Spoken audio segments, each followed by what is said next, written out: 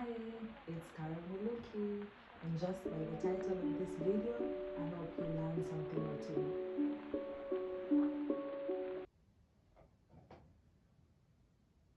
There was a time I stumbled into a bunch of people. It was like a good, manageable crowd where they were cheering with excitement and joy and gladness. And I was curious. I was like, what is the commotion all about? So I went over there, I asked them, and I wanted to know why are they so excited.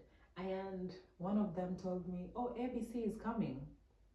And I remember just saying, who is ABC? And they were like, ABC, by the way, is a pseudonym. So yeah. And they were like, you don't know who ABC is? And all of them just turned to me and they were like, you don't know who ABC is? And I went on and on of how ABC has this album and how this album has sold over billions and it's all over the world, and everyone who lives on this planet knows who ABC is. You must be living under a rock for you not to know ABC. But then I was excited because they were like, ABC is coming over here. That's why we're cheering. We've won really well. They went out of their way. And looking, I stopped and I stayed there and I was like, I want to see who ABC is. I want to meet ABC. So now there was this excitement that just riled up inside of me, and I was like, I want to see ABC. Like, I've heard all good things about them. I want to see them. I want to meet them in person as well. So I remember just getting excited about this. And sometimes we forget that the people who meet us may have done some background check or may have some information about us before they even meet us. And some of these cases include job searching. And in this case, we're going to see how to create that eagerness in the employer on the information that we provide and ensuring that they're excited to meet us, even for us to land the interview and get the job. So with me are 4 points. I have my book over here that I'm going to refer to, and I'm going to share some 4 points that you can take on how to navigate to search your job or your work and how to get it as a student. So first and foremost, we're going to start with the most basic one, which is preparing your documents. Now you need documents such as your CV, your cover letter, your certified documents that you've gotten, and educational documents, your certificates, either you have earned in one way or another, in a workshop, in a training, they come in handy. So now preparing these documents, you need to tailor them to suit the job description that is being given. So under a job, you're gonna get a lot of job descriptions, and maybe you can have different CVs and different cover letters that suit the sector that you want to go in. Let's say if it's finance, if it's engineering, you have your CV, you have it documenting all your achievements, all your responsibilities, your work experience, and your educational experience, your certificates, your training, all of it documenting what it is you want the employer to know about you. Now, this can get you more into places. Another thing is you need to ensure that once you get a job, a work description, you need to make sure that those keywords also appear in your CV. When they say they need someone who is knowledgeable on this software, or they need someone who knows how to use Excel, those certain words should appear on your CV. Most companies at the beginning process of jobs searching, at the beginning process of employee searching, they used systems or software to filter out the documents of people that they may not require, they may not necessarily want. So they use these keywords. So if these keywords don't appear in your documents, then you're just filtered out and you might be a very good candidate for that position. So just ensure that those keywords do appear in it. And secondly, on now the employer aspect, on how to get these jobs, you have to make use of these job opportunity websites or job opportunity platforms. I know of LinkedIn, Indeed, Seek. that offer job opportunities. Now you have to make sure that these websites are very eligible, and you have to do your due diligence so that you don't fall prey into corrupt people or people who are there who want to scam and get your data or your information.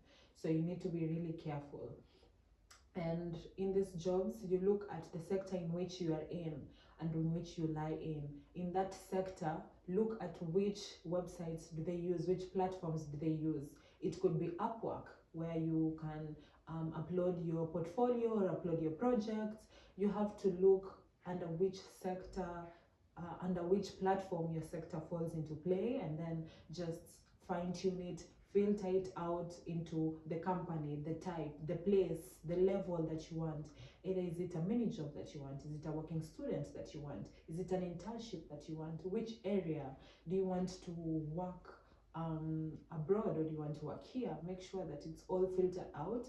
Then you just get in information and you get in searches that relate to the work that you want to search for. And then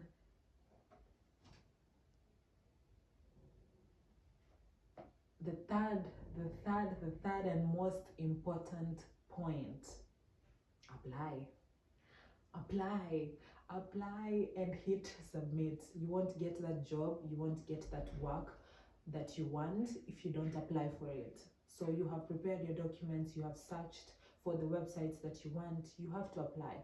Some of the companies have really lengthy procedures, but look at it as a sort of maybe them filtering out those who are not serious to work in that area or working that level. So don't be tired if you have like a 10-page lengthy procedure for you to fill it out. Apply, just fill it out, apply. Yes, you have gotten 50 rejections, but you haven't gotten that one acceptance that you want. So continue applying, and it's all a process of just keeping on applying, learning from what it is that you did the last time. Okay, my cover letter didn't have this, so maybe now let me incorporate that. Your cover letter is the one that is going to substitute your CV, making sure that what you have mentioned in your CV now amplifies in your cover letter. Sometimes people don't even have the time to look through your CV because it's lengthy a bit, maybe 2 pages, I don't know. But your cover letter is just 1 page, and they can read about that and they know the type of person that you are. So in your cover letter, make sure it's very brief, very concise, what you want to say and what you want to bring across. Make sure that those keywords are there. Make sure that you amplify who you are, and the most important things come to play. Are you a graduate? Are you recently in school? Which semester do you have? Which level have you obtained? Which experience do you have, professional or non-professional? And what are some of the skills that you bring or you embody into your workplace? Those are really key areas. And the fourth one now is on your side. You can make use of social media platforms.